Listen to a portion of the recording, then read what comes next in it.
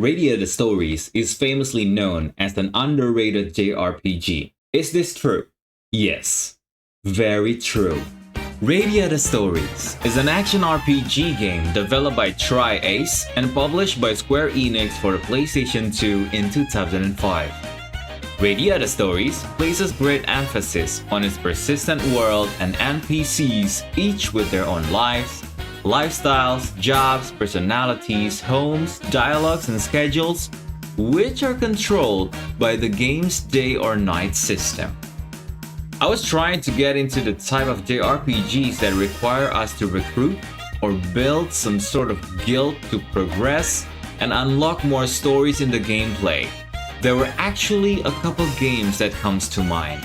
I was going to try the Suikoden series, but there were like, 5, 6, 7 games probably? So instead, I tried this One of Adventure from Square Enix. RADIATA Stories takes place in the land of Radiata. The land has many regions linked by great bridges. In the center region is Radiata City. In Radiata, humans and fairy creatures live together in peace and harmony. But of course, the game itself tells the story when and where the conflict begins. And yes, I love saying that word Radiata, I love it. The three main characters of RADIATA Stories are Jack Russell, an insubordinate and happy-go-lucky teenager, Ridley Silverlake, a composed female knight who was trained to be a warrior since birth and feels the pressure of expectations from others, and Gans Rothschild, the polite and gentle captain of their brigade who is prone to become overexcited. Yes, these are the three main characters. They're very, very comical. The game provides the novel ability to kick almost anything. It's funny how the main character interact this way. Kinda reminds me a little bit of the Breath of Fire 3 for the PlayStation 1. By kicking NPCs, we could get money or trigger to challenge the person, and with objects, you could basically get things or money as well. There is no overworld map, which kind of makes the world of the game feels a little small, but not necessarily a bad thing. Because for me, I think it feels just right for this type of JRPG, or maybe I'm just lazy, I don't know. The player has direct control of the main character, Jack Russell, and if you're used to playing Tri-Aces games, like the Tales series or Star Ocean series, you might find similarities in the controls and gameplay mechanics. The other party member will be controlled by AI, but it's not horrible. Seriously, it's fine.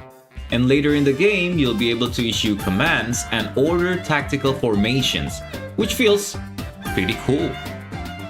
The 300 characters and 175 recruitable NPCs of RADIATA Stories were all given unique personalities and backstories.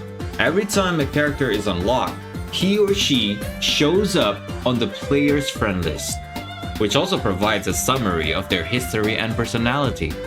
Due to the game having two mutually exclusive story branches, it is impossible to recruit every NPC during the same playthrough.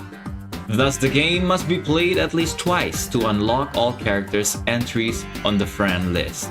Honestly, this is actually kind of relieving, for me at least, because that means you don't have to recruit everyone to get a good ending or something like that. You know? Kind of relieving. And here's a good thing about the recruitment system in this game. First, as I said, you don't have to recruit them all. But there are some strong playable characters that you could only recruit when a certain condition's met, and most of the times, you will be able to fulfill. Second, why I think this game is very newbie friendly, because unlike Suikoden series, the recruitable NPCs will strictly be your friends on a friend list, which will be recorded on your guild to be easily swapped about into your party.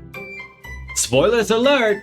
Well, not really, but later, you will be given a path to choose to decide the outcome of the story. This will affect your progress very much. starting from areas you could access freely and the NPCs you'll be able to recruit. You're gonna love it. This is actually the highlight of the game. I also love how the retro games collaborated. They did it with Easter eggs, not DLC. And in this game, you'll find that there are references from other games that Tri-Aces developed. For an example, Gans will be wearing Cloud's outfit, Cloud's from Star Ocean 2, and it's hilarious. Jack could obtain the Armor of Fate from Star Ocean 3, which will literally changes his appearance. Or you could try to beat Lenneth and Lazard from Valkyrie Profile as bonus bosses. I think I am almost 100% sure that this game is the most underrated retro JRPG from the PlayStation 2 era. And every JRPG or action RPG gamer must at least give it a try. The gameplay mechanics is great, the music is very good, and the story is so much fun and goofy, but cool at the same time. It's a perfect light adventure with a replay value. So what do you think about Radiata Stories? Because I personally recommending this for you to try. Also give likes, give subs if you want to, support the channel. And also if you like retro JRPGs, so I'll know that this content is working for you. Thanks for helping out the channel and for visiting Farian.